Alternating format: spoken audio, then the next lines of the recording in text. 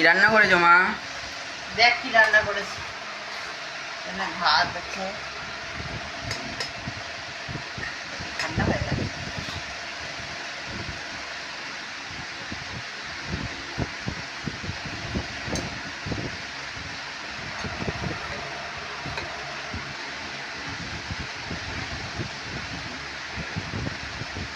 ভাত দিলাম,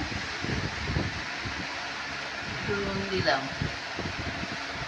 এখানে আছে উচ্ছে তরকারি, সে আলুর তরকারি।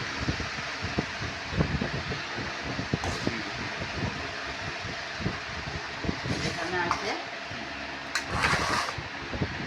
মাছের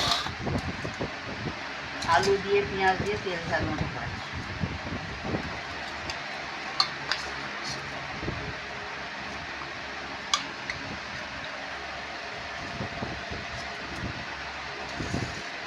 আজকে দুপুরের লাঞ্চ মেনু এইটা ছিল। খেয়ে দেখ কেমন হয়েছে রান্না।